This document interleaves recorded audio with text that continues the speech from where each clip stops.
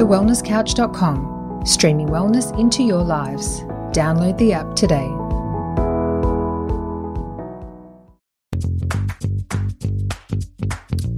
This is Up for a Chat with your hosts, Cindy O'Meara and Kim Morrison.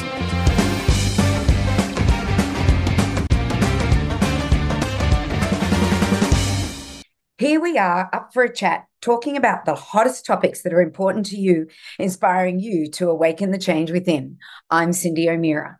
And I'm Kim Morrison. Well, what a treat you're into for this week. We have the gorgeous Helen Marshall joining us. Now, if you have been living on another planet and don't know who this woman is, she is a true trailblazer. She's on a mission to empower people to be accountable to their purpose with a new business model of freedom, what she calls the Primalista license.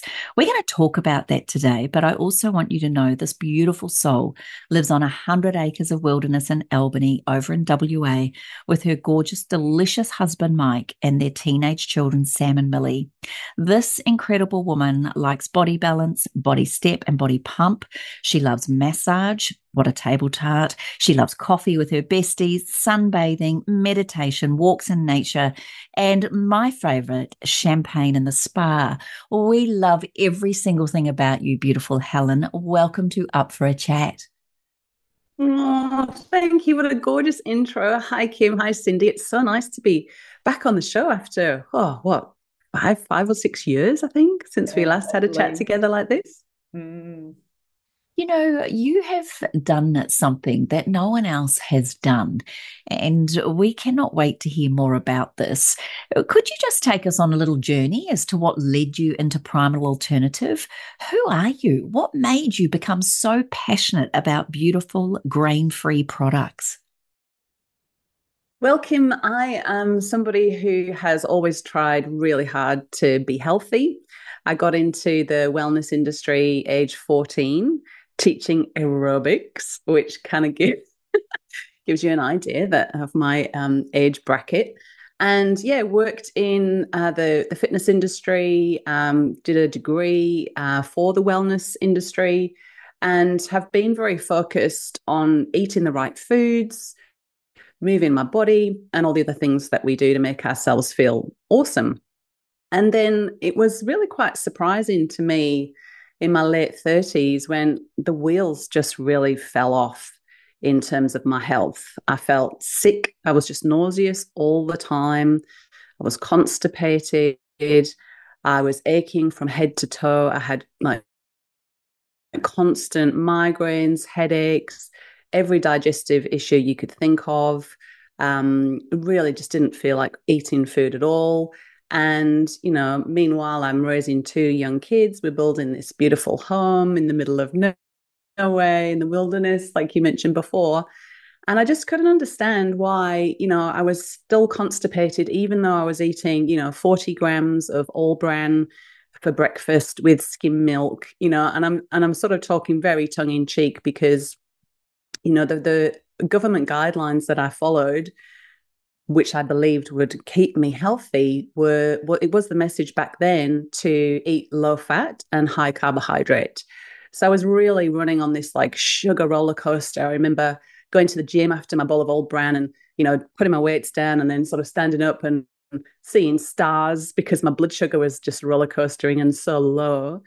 And I just thought, what's failing me here? What's happened? And I had a kind of intuitive nudge to go gluten-free. And I thought, maybe I need to go gluten-free because everybody seemed to be going gluten-free, right? Everybody that went to a naturopath came back and said, I need to go gluten-free. So I thought, I'll give that a go. And this was, about 10 years ago. And so I was like, well, what do you eat? I mean, what is gluten-free? Is rice gluten-free? I didn't know at all. So I started researching. And at that point, the paleo primal movement was kind of really in full swing. And you're only a couple of internet clicks away from falling down the big paleo rabbit hole.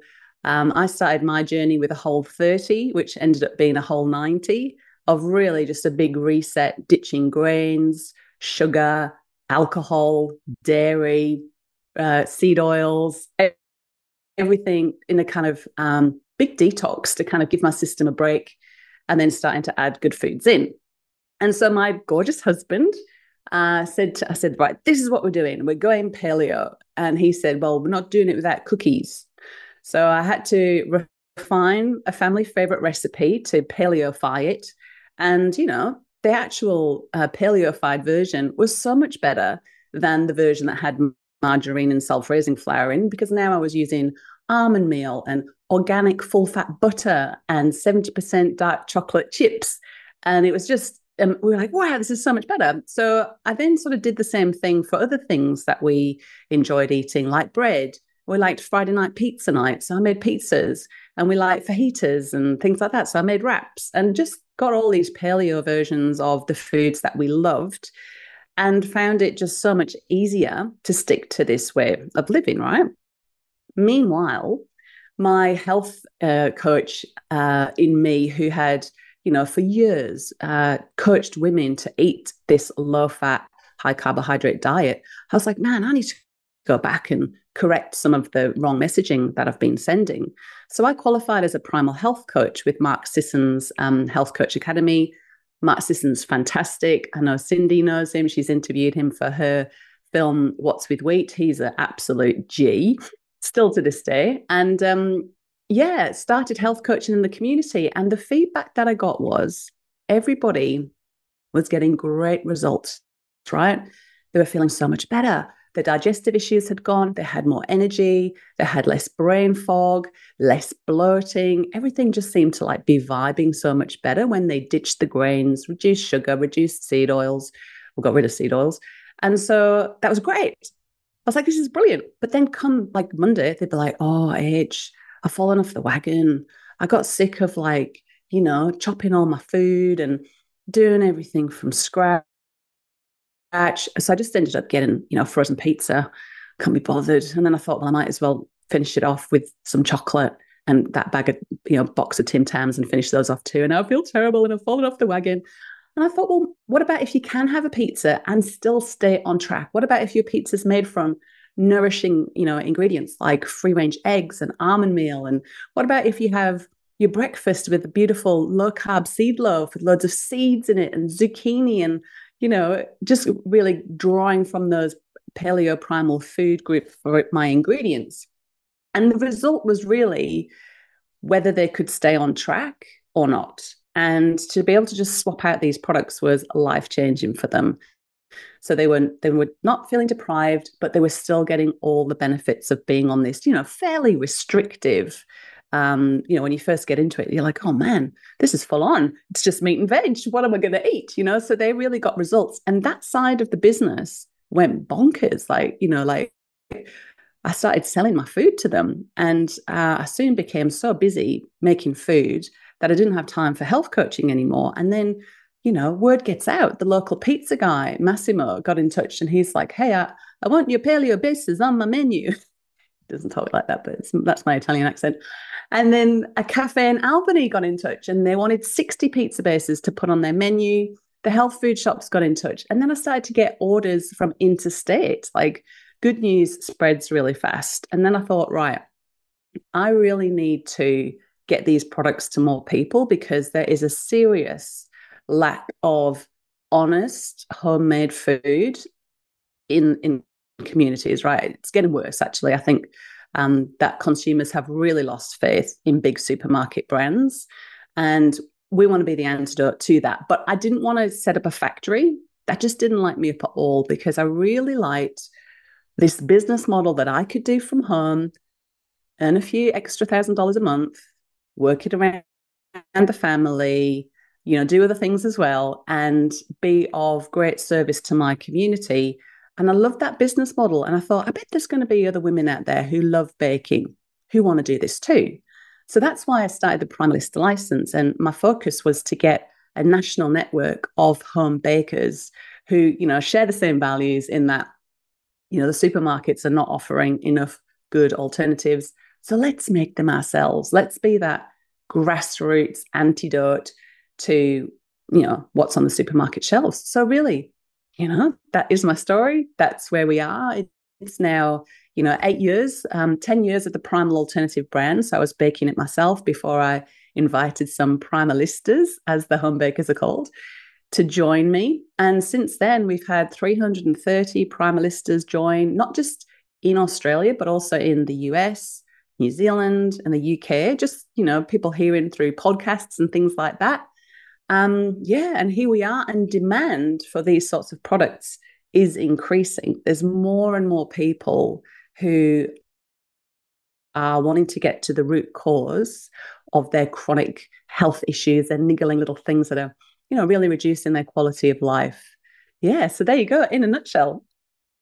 I think it's wonderful that you're doing this. I have noticed it feels like in the last couple of months, actually, Helen, I've noticed that everyone's really, really getting down on the ultra-processed foods. So there's 2 new books that I've been reading out that are talking about the ultra-processed food industry. They're both by doctors. One is called Metabolical, which I think is a great term, by Lustig, Dr. Lustig, and the other one's by the Meanses, which is Good Energy, which we've spoken on the podcast about that book. And what I find is that everybody's getting it. It's almost like there's a crescendo happening, and people realize that the food that they're getting in the grocery store is the thing that's making them sick. And then they go to their doctors and they take a medication because that's all the doctor knows to do. Most of them, not all of them, because they're never taught nutrition in school. And I feel like people like you and the primalistas, and thank goodness we have a primalista that I love here, who delivers to our local organic store, that I can buy these beautiful foods. And we need more and more people out there, but we need more and more people, I think, blowing the whistle and being, I believe, what's the word, upfront. I think it's getting to that point. So congratulations on doing that. The sourcing of your ingredients, is it hard in this day and age when you consider how hard it is to source good ingredients in bulk? Like, I find locally I can source everything that I need in order to feed myself and my family. But I know if you've got, did you say 330? Yeah. Yeah, you've got 330. So that means you've got to source a lot of ingredients for them to be able to. How hard is this? Yeah, it's not actually that hard. And there's a lot of headlines, around cost of living. There was something on the West Australian the other day, red meat's off the menu for West Australian family plates because it's too expensive. And actually, it's a very topical question, Cindy, because I just went through all of our costings last week. I, contacted all of our, because we buy in bulk, all of the primalistas, they're not getting their ingredients from the health food shop or from Coles. They've got ABNs, they've got wholesale accounts with big bulk food suppliers. They're getting almond meal in like boxes of 10 kilos, that's what they're doing. And usually they've got a similar, so they've got that, they'll be getting that from the bulk food suppliers in their state. So everybody shops, relative to where they are. Because, if you imagine your primalista on the Sunshine Coast, she would have very different suppliers to what I would have 6 hours south of Perth, right? So we have a list where everybody can see who the suppliers are, what the prices are. And then usually for more of your sort of fresh, perishable ingredients like zucchinis, pumpkins, free-range eggs, organic butter, they'll source that from, either a local supermarket, but usually for the eggs, they'll get in touch with a local egg dude and get a good wholesale account on dozens and dozens of eggs. And there's been lots of like shock headlines about food supply, but we actually haven't had any issues. We had a little bit of a zucchini shortage during when the floods were over east, but that was just a period of time until they could plant some more zucchinis and grow some more zucchinis. And in fact, almond meal, which is our biggest flour, that's like the flour that we use, that has gone down in price by a lot over the last 10 years, which is crazy. So actually our cost of goods, or how much it costs us to make a loaf of bread or a pizza or a packet of cookies, has gone down since we've had this whole cost of living crisis, which is quite mind-boggling, but also very good. I'm curious to know, you created these recipes. They are yours. Many people are very protective of their recipes.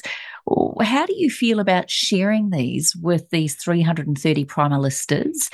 And is there any way that you protect them? Like, how do you manage that side of it when you come up with a recipe? Well, Kim, the recipes are awesome. They are good recipes, and they're the thing that makes the recipes so special. And the way I don't feel in any way, um, I do feel protective of them, and all primalistas agree that there are trade secret recipes. We don't share them with anyone else. They're only for their eyes only.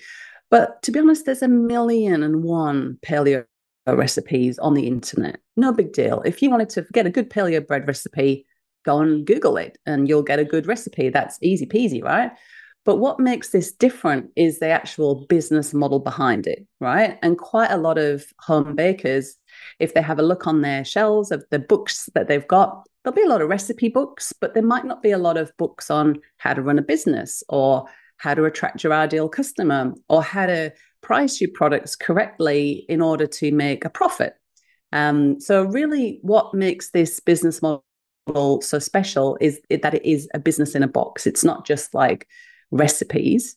It's how to package them and how to get it approved by a local council and how to, what to say when you ring up the health food shop and what do you take when you go to the health food shop and how much do they charge and how do you make sure you get paid on time and all of those kind of aspects of business. So I'm taking the home bakers and really teaching them to become business owners and to think like business owners and to sort of have all of that mindset work stuff done as well. Because, I remember when I started, I haven't got a food industry background. Like I've worked in a cafe when I was a teenager, but that was about it. Who am I to be a food producer? Who am I to go up against Coles and Woolies with my offerings? Who's going to take me seriously? All of that aspect of work we need to do on ourselves, as you two would know, having done the same and built brands in the wellness industry, it takes a lot of facing fears and working through all the stuff that we, all need to work through. So it's a whole kind of package, if you like, not just, a really good chocolate chip cookie recipe. Helen, what I want to know is that expression of who am I? How do you get your primalistas not to say that? We all say it. We all think we're imposters. We all think, who am I to be able to write a book or who am I to be able to do this? You've got a heap of women, I guess, and maybe some men under you. How do you get them out of it? It's like, I have the Nutrition Academy and I have some wonderful students and some of them go out there and they be something and they're primalistas as well. And others, they don't know how to take that first step. Do you think it's the package that you deliver, that primalistal Mr. Licensed package that you deliver that enables them to do that? Or do you mentor these beautiful people that become primalistas? Yeah, it's a bit of both, Cindy. And I wish I could say, every single person that, joins Primal Alternative has this rocking business. They're rock stars. They've overcome all of their limiting beliefs and, they're smashing their goals. But, I'm not, I can't wave a magic wand. It really needs to come from within the Primalista. And it's the same as, anybody who goes through and does your amazing course, Cindy. Like, you've really got to want that end result. And as much as I can give you like a step-by-step model, and it really is very much watch this video, take this action, tick next, so that really helps you know where to go and really reduce that overwhelm. And then there's the community for support as well. And I think that when you're working through with something that is it's a well-known brand, it's been going in the industry for 10 years, you've seen other people make a success of it, and they're not your recipes. It's funny, like, I remember when I put my products in the health food shop, it was literally like dropping my kid off at school for the first day. I was like, I hope you make some friends. I hope everybody loves you. Bye-bye, darling. It's like, fingers crossed, I hope it goes all right, so you do have that real sort of I don't know, like this connection when it's yours, and you're like, it could be, if one person says something horrible about them, it's devastating, but when they're not your recipes, and you get, there's a bit of a disconnect from it in that sense, you think, well, I know these are selling, and that's good, and it gives you that confidence really to push through and open that health food shop door and to go in and do what you want to do. Anyway, so yeah, I guess the answer to that question is there's no magic wand. Some people make an absolute brilliant job of this business, like blow my mind what they have achieved with it. And then some people buy the business model and then don't even get started, Cindy. Like, but that's just humans, isn't it? And sometimes we can have these great plans, great visions, but sometimes life gets in the way, or we just never get around to doing what it is that we wanted to do. So that's a pretty honest answer for you. Oh, thank you. I'm going to actually ask Kim the same question, because like Kim has the same thing with, inspiring people. She does her weekly call with a group of people. She's doing 2 at the moment with a group of people. And what makes some of them do it, Kim, and some of them don't? I just think it'd be a good discussion to have, because I'm sure there's people listening to us that would like to be in a business of their own. They don't want to be under the employee banner, but rather, get out there and have a business of their own. What do you think makes the difference, Kim? It's a great question, isn't it? But I think I'm along the same lines as Helen, but I think many people see someone like Helen or yourself, or perhaps even myself, up there doing it. And it looks fairly simple to a lot of people. And they think, well, if I buy that license or if I do their course, I can be like them. And then they get into it and start learning, and all these self-limiting beliefs or self-sabotaging thoughts come in, and they realize they're not a Cindy, they're not a Helen. And then there's these crippling kind of, I guess, destructive mindset sets in, where they go, well, I thought if I bought the program, I could be as good as them. I think the missing link is people think it's going to be just a turnkey operation. I walk in and it's all done for me. But it doesn't matter how much we give, or how much information, or how much knowledge, or how much practical tools. It still comes back to the individual really wanting it, and also putting their own touch on it. Not everybody has to be the same. In fact, none of us want anybody to be like us. But I think it comes back to the real desire to realize this is a business, this is an opportunity. And in my humble opinion, nothing is ever really handed to you on a plate. You got to work for it. The beauty about the businesses and the programs we all offer is that you get it, a lot of the research and a lot of the information, a lot of the things that would happen if you started your own business, that get kind of ironed out through our process of elimination. And therefore we teach the best of what we've learned. But I can honestly say, in my humble opinion, it's about mindset, it's about belief, and it's about whether or not someone's willing to do the work. Because many people will look at women like you and will think, it's easy. But we know we give it as much as ease as possible. But ultimately, it comes down to the individual and how willing they are to put the work in and make a difference and be part of the movement. They don't have to be out the front. They don't have to be behind. They can be part of a movement that women like you have been the trailblazers to carve the pathway. And what you said, Helen, then you've got community as well. Well, then if you really put yourself in there, the more you give, the more you're going to get back.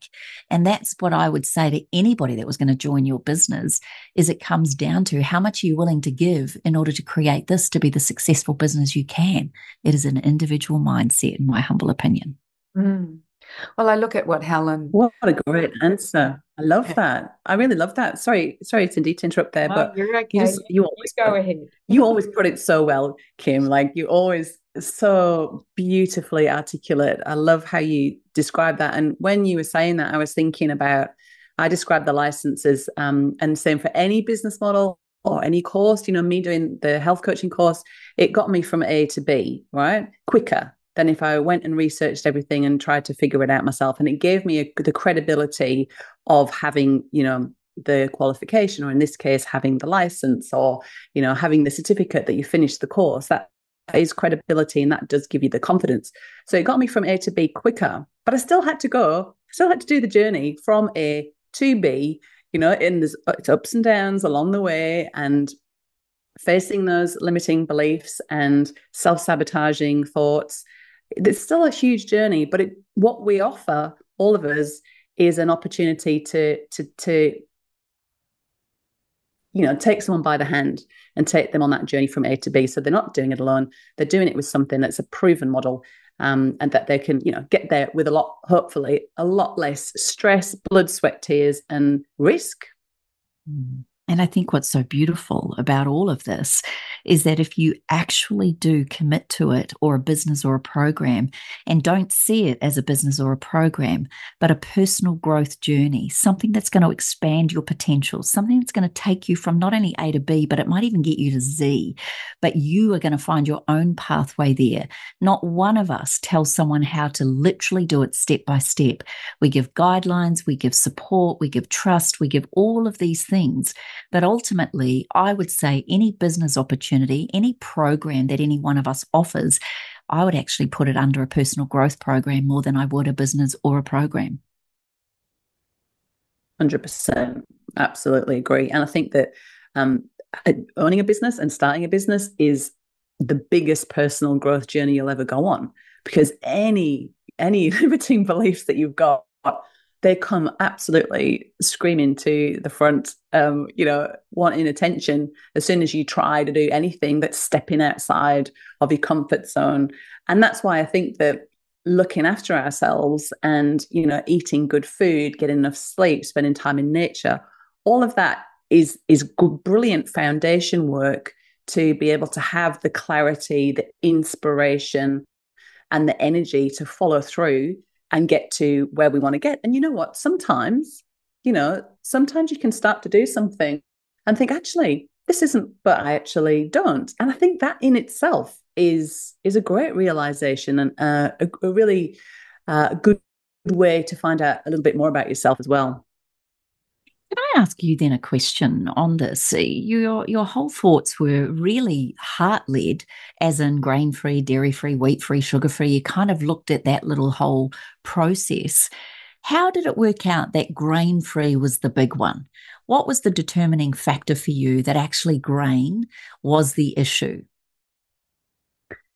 Well, for me, it came down to gut healing. And really, anytime you want to heal the gut and really get to the root cause of all sorts of different symptoms I had, like hay fever, eczema, hormonal imbalances, all sorts of things that you think that can't be related to, my gut.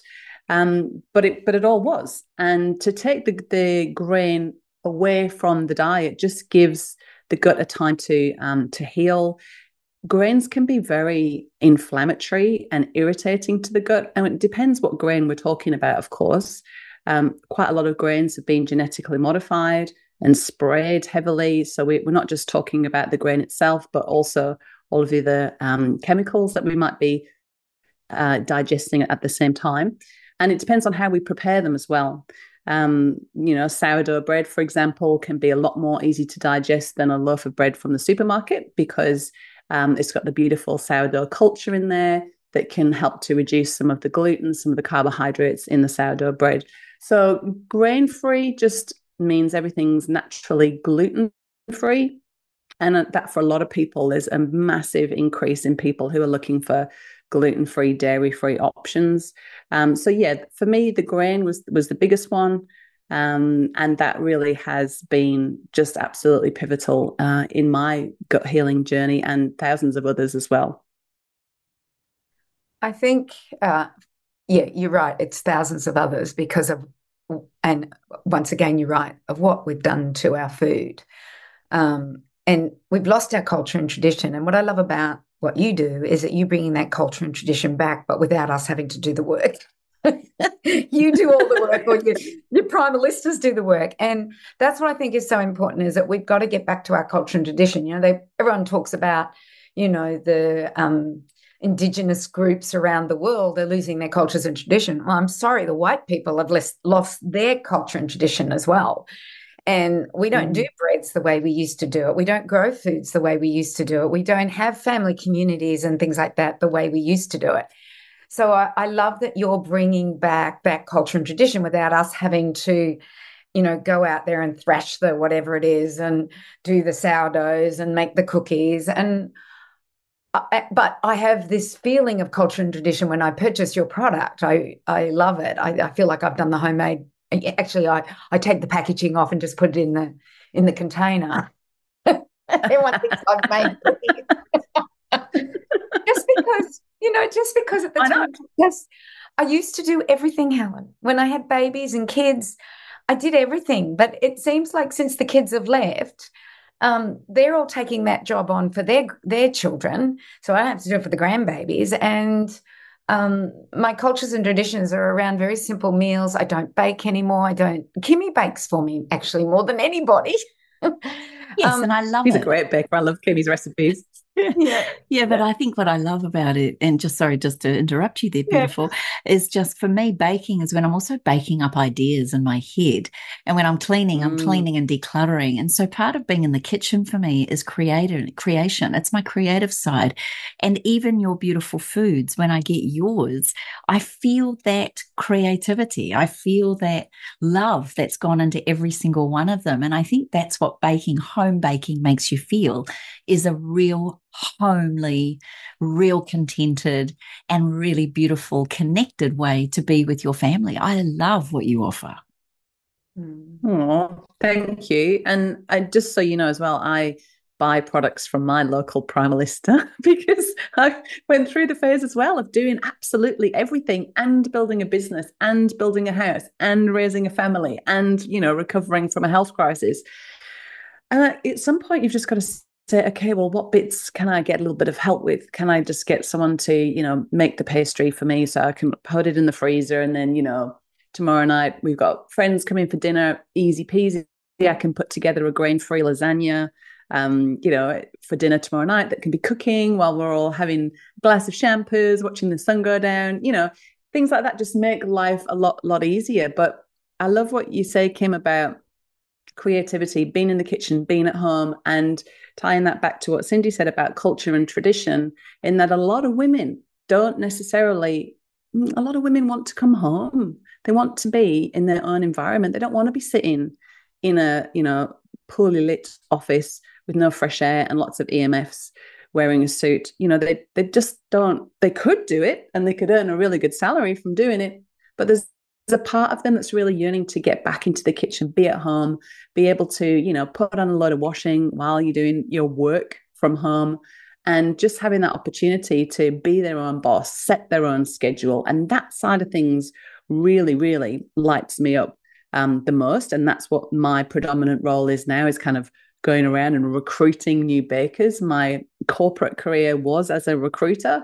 And I have interviewed thousands of women, whether it's been in the gym, whether it's about this opportunity or, for employment. And it's always been women, right? And I've heard for decades the juggle that women have to be able to fit in their work around their family and looking after themselves. And what I find is a lot of women really don't sort of fit into that 9 to 5, 5 day a week kind of patriarchal model.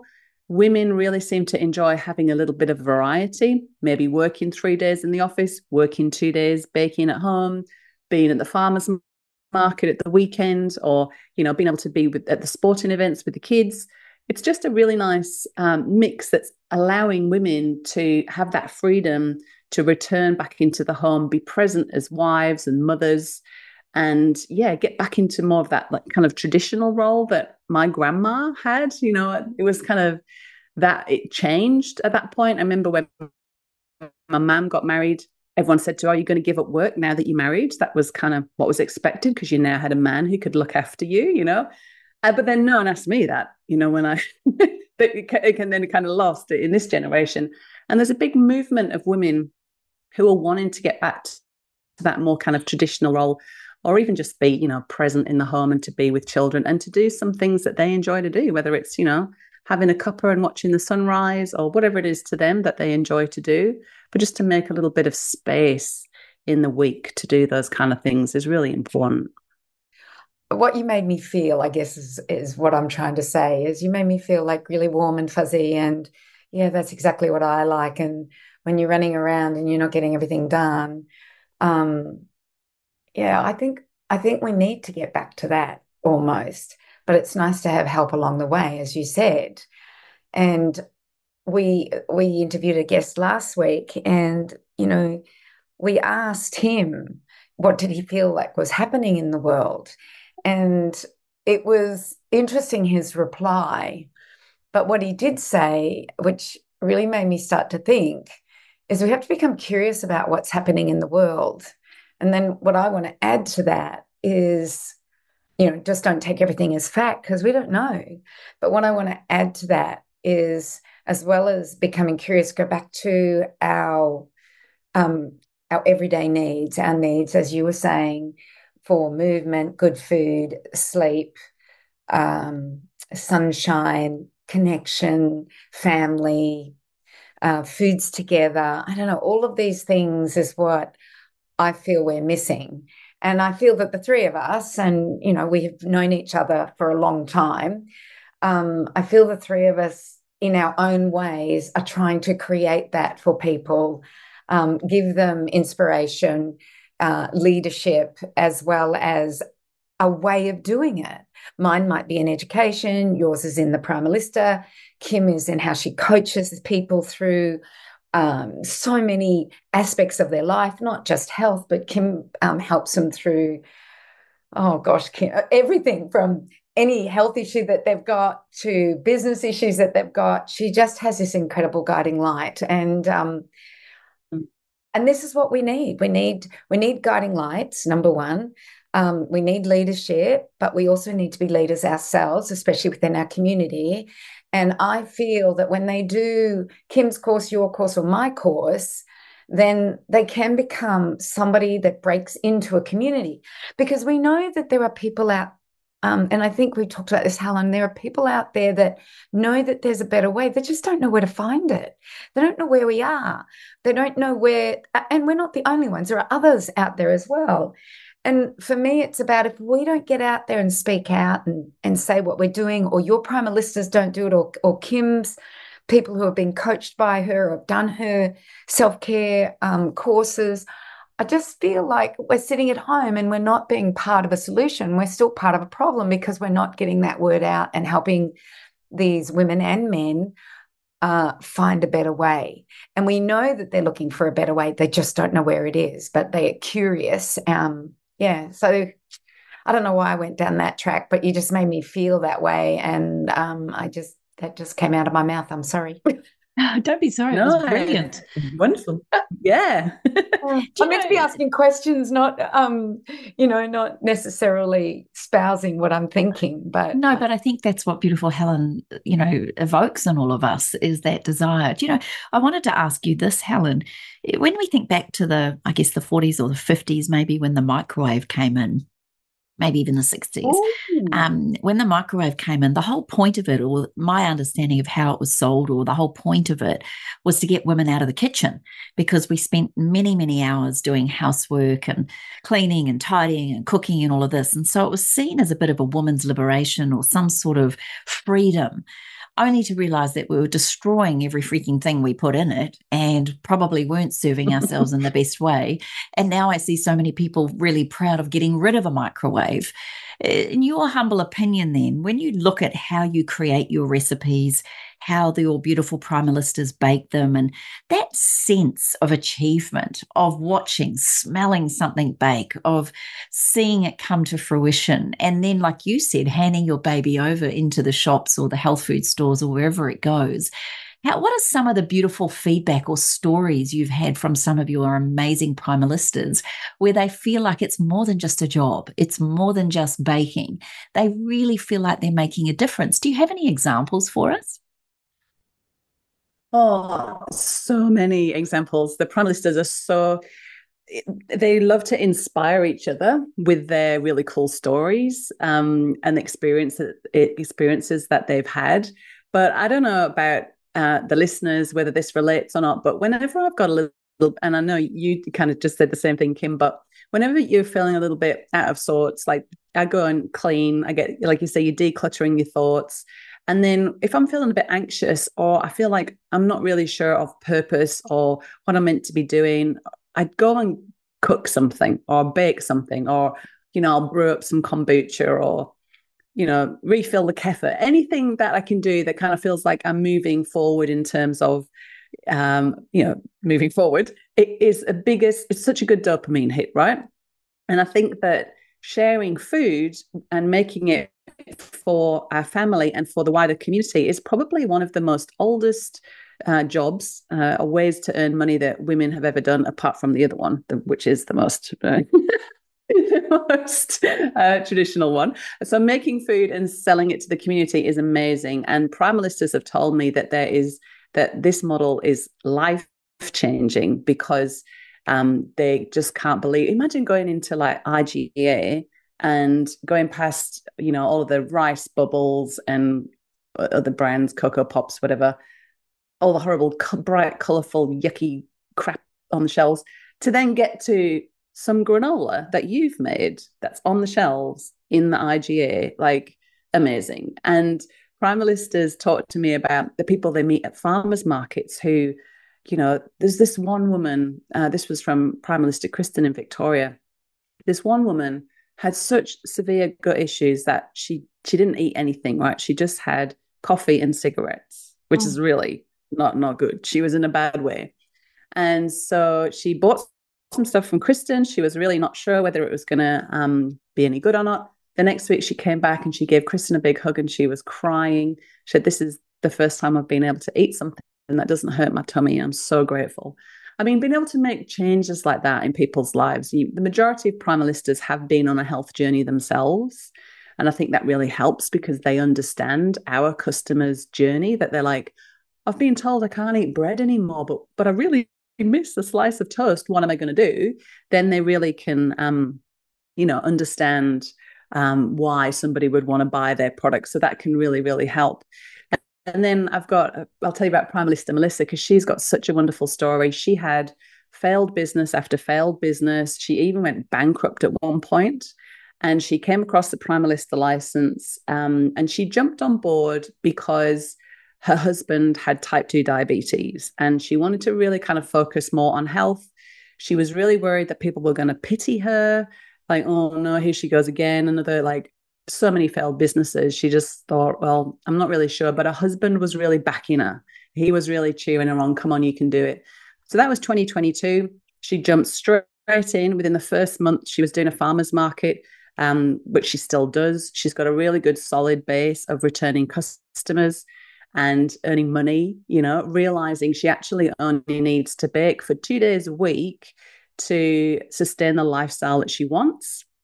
And best of all, her husband, Richard, has reversed his type 2 diabetes just from, reducing sugars, reducing grains, reducing carbohydrates.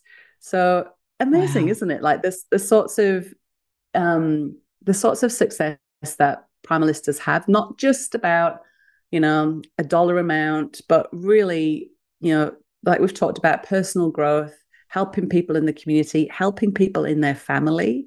And just so many like unexpected little wins along the way that can make it just such a really, really cool experience.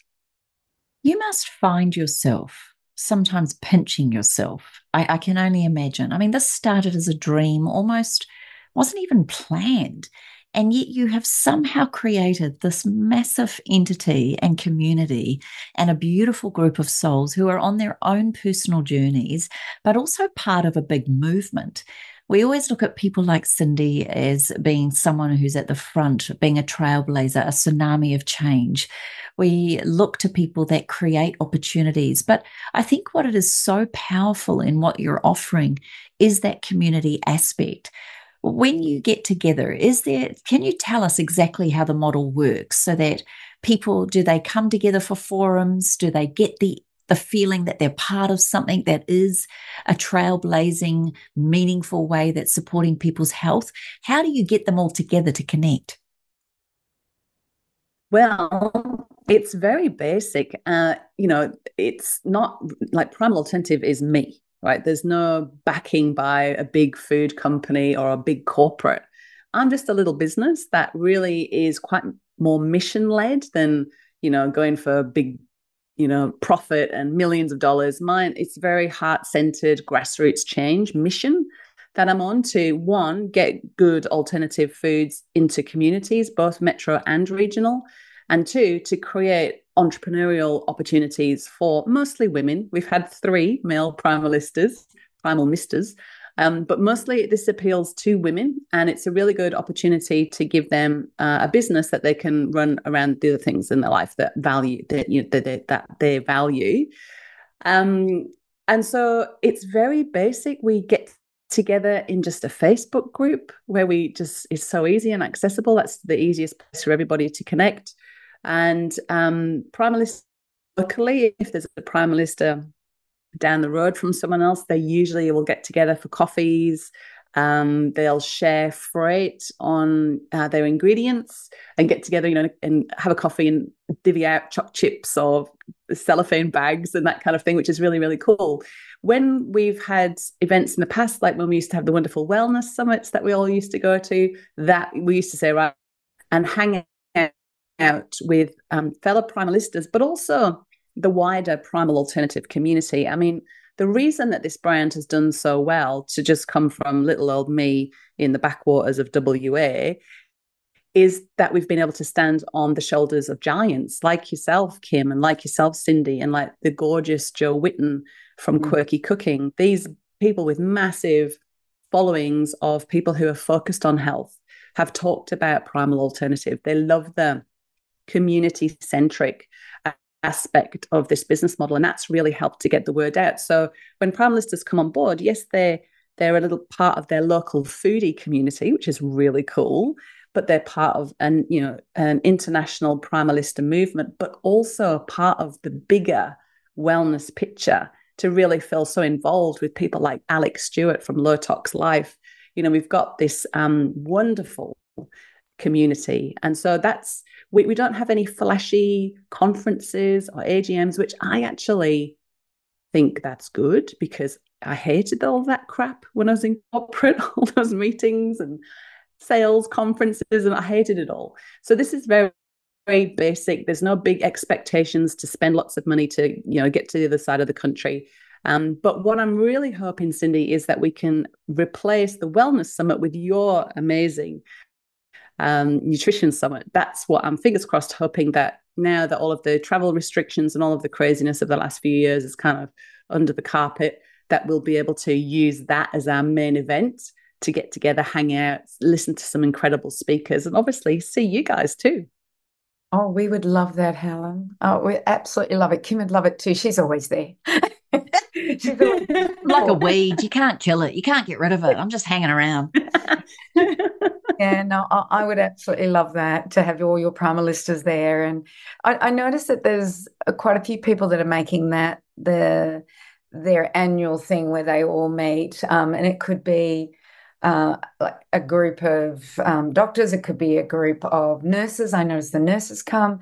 So I'm happy to be that person that brings 6 amazing speakers together, and you get to hang out too. So yes, thank you for that. You do all the hard work and we can just rock up. And that's what it is. It was so interesting because you talked about the wellness couch and the wellness conferences that we used to go to and speak at. And I remember that, I think that's where we met, was one of the wellness ones. Anyway. It was. Yeah. It was. And I just think Marcus Pierce spoke at my conference last year. And he basically said, "Oh, this is so much easier than organising your own." I went, mm-hmm. Someone's got to take it for the team, darling. I know, and yeah, I'll do Cindy. it. I'll do it, because it's so funny, because I've organised a retreat on my farm and it's all booked out and everything. And I realised that I always have somebody organising everything for me, like Tash or Ruth, or someone's organising an event or something like that. And all of a sudden I'm waking up at night going, I haven't organised that, and I haven't done that, and I haven't done that. I've never had to think about that before. So you can thank Tash and Ruth, not me. Beautiful, Thanks, Helen. If there was a time, back to Helen.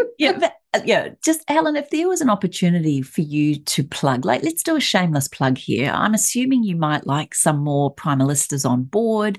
Could you talk us through the onboarding process? What would it mean to someone listening to this who went, I would love that freedom. I would love to be at home working. I would love to be making a contribution to people's health and well-being.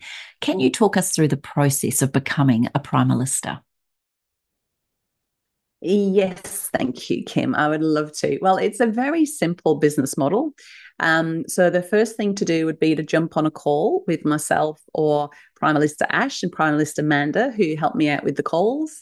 So what we do on the call is we really find out what it is that what you're looking for, to make sure that that we'll be able to help, and we'll explain how it all works, answer any questions you've got, and if it's a good fit, show you the next best steps, which is really to jump on board.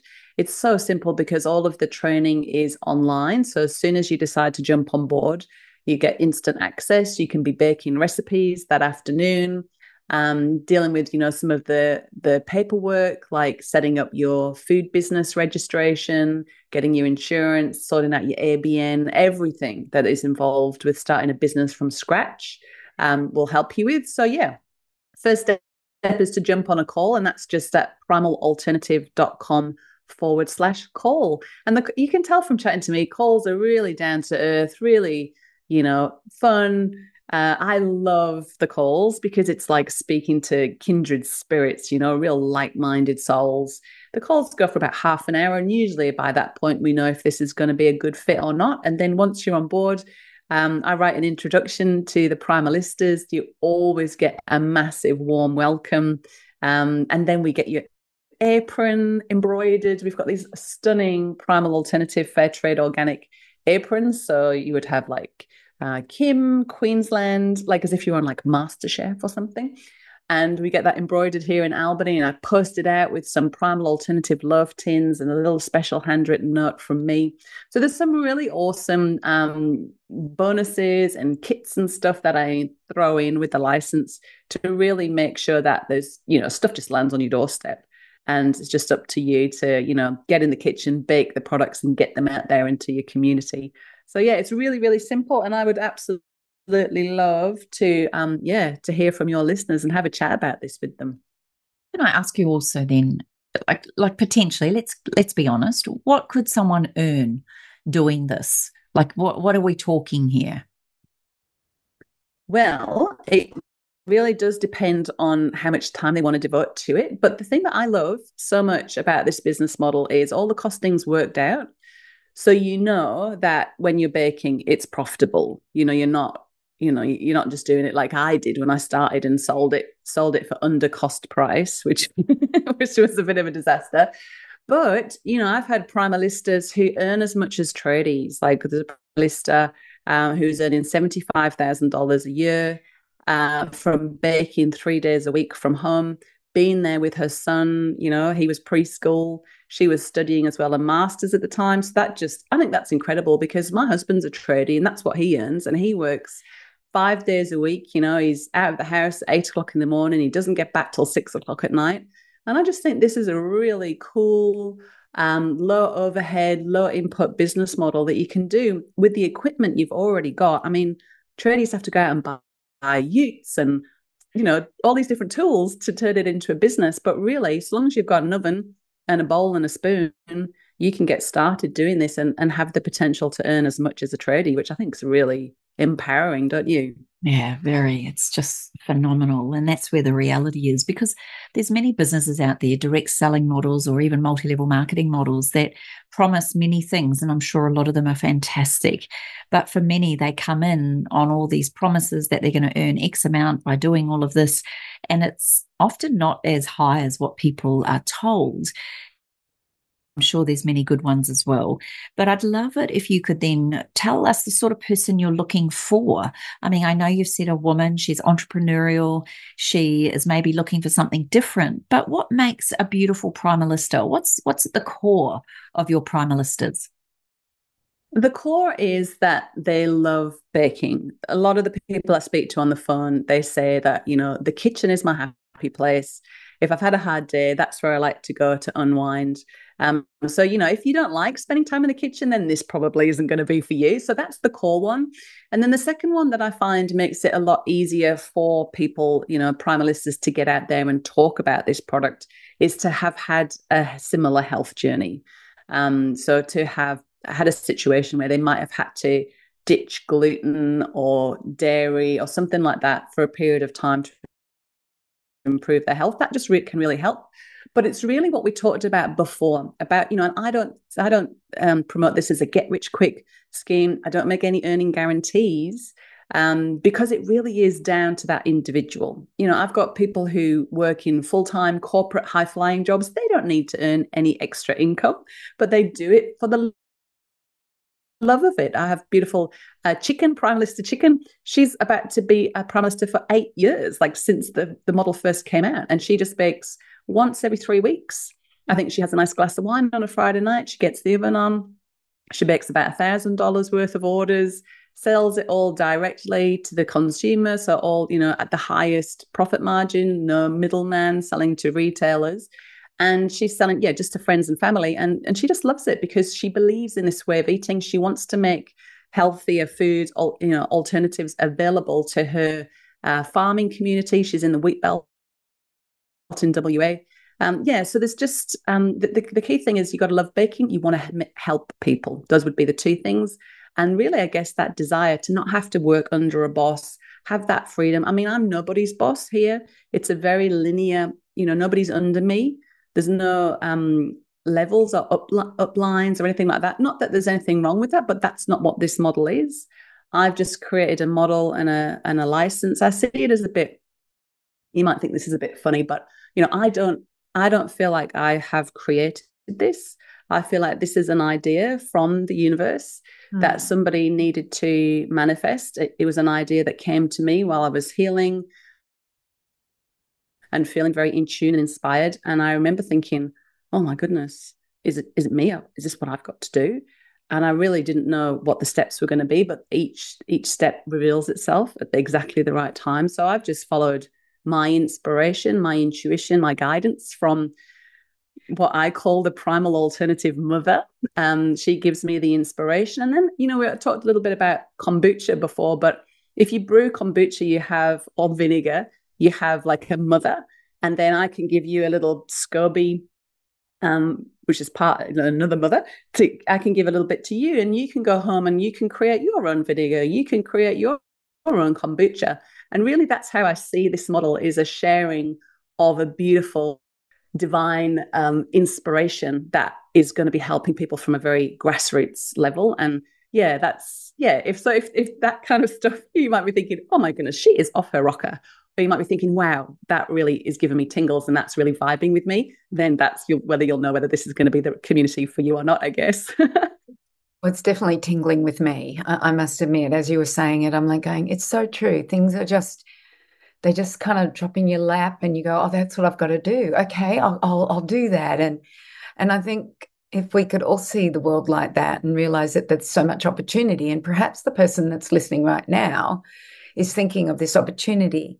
But I want to ask you a question for the person who's listening right now who wants to know how to find your product but not becoming a Primalista. So you've mentioned IGA, you've mentioned markets, you've mentioned direct selling. You've also, I know it's in my local health food store. How does somebody in a country area know whether there's a Primalista near them and that they can purchase from there? Is there a website to know exactly what grocery store, what IGAs, what health food stores, what markets that people can go to around Australia and around the world in order to find your product? And I have to say, your product is definitely not ultra processed. There are no additives, preservatives, flavorings. It's all good quality products and good quality foods. And I think people need to, trust. I think it's about trusting that person. Once you have gained their trust, actually, you have to gain their trust first. And I can guarantee that you can't, No, check it out yourself. I don't got to say that. Check it out yourself and see it. But where did they find? Yeah, but where did they find them, Helen? How would I know if I'm just listening to you for the first time where to find it in my local area? Yeah, absolutely. And, there's lots of people who don't want to start a business, but they would love to get their hands on some delicious product. It's all on the Primal Alternative website. So it's just primalalternative.com. And you can head to the stockist page, which will show you exactly which active stockists we've got in your state. I have to tell you, there isn't enough stockists. I get emails, DMs, PMs, everything from everywhere every day saying, there isn't anyone in my area. I want to buy these products. Where can I get them? So that's one option, to try and find somebody, a local stockist. Or you can contact the bakers directly. So you can go onto the Primalista page. We have a directory on the website which shows you who is where and who's nearby. And you can put an order in. Most Primalistas have got their own website. So you can place an order directly online with the Primalistas directly. But if you're a bit out of town, so say, for example, I didn't have a Primalista nearby and there was someone in Perth, but it's too far to drive, like 6 hours away, right? I'm not going to go and drive up there for no matter how good the fruit toast is, right? But most Primalistas are willing to post to you.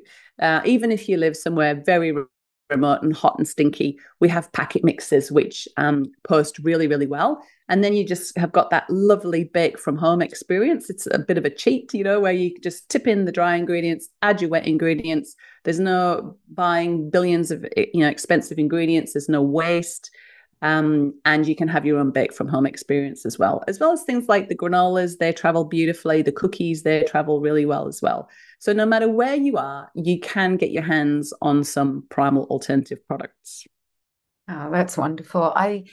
I want to thank you for accepting what was dropped into your lap and creating what you've created. Like I said to you, I was with my myotherapist this morning and told her about you. And she just went, what a great business idea. What a great business model. So I just want to thank you for accepting that, whoever gave that to you from the universe, how it got dropped in there, for doing it. Because a lot of people get this and they don't go ahead with it. And I want to also thank all your Primalistas. I like my local one. I believe is Ash. Is that the same Ash that you were talking about? Yes. Yeah, I thought Ash is amazing. She's so cool. Yeah, when you said Ash, I went, I wonder if that's my Primalista. It's your Ash. You love it. It's mine too. Hers is mine. Oh, yeah. We all love Ash. But I want to thank you also for spending an hour with us. It really means a lot to us. And I've just got so many beautiful gems of wisdom from you. Every time I talk to you, and we've spoken quite a bit recently, I feel like I'm with Mother Earth, and you just have that beautiful wisdom, and thank you for sharing it with us. Kim, do you have something you'd like? Just want to congratulate you on a 10-year anniversary, and just having witnessed you from the beginning to where we are now it's a privilege for us. And I know both of us feel the same. It's been a privilege to watch you grow and evolve, and also to meet many of the Primalistas who are just the most beautiful women doing incredible things. And we just want to, thank you wholeheartedly for being the woman that you are, and taking a punt and not giving up on what can potentially sometimes be very challenging. We're sure of it. So thank you, darling. Oh, thank you. That is so kind. I received those gorgeous words. You're making my heart all feel full, and my eyes are getting a little bit watery. Thank you. Oh, thank you. This has been a production of TheWellnessCouch.com. Check us out on Facebook and join in the conversation on Facebook.com/The Wellness Couch. Subscribe to each show on iTunes and check us out on Twitter. The Wellness Couch, streaming wellness into your lives. Whilst the Wellness Couch presenter endeavor to provide accurate and helpful information to their listeners, these podcasts cannot take into account individual circumstances and are not intended to be a substitute for health and medical advice from a qualified health professional. You should always seek the advice of a qualified health professional before acting on any of the information provided by any of the Wellness Couch podcasts.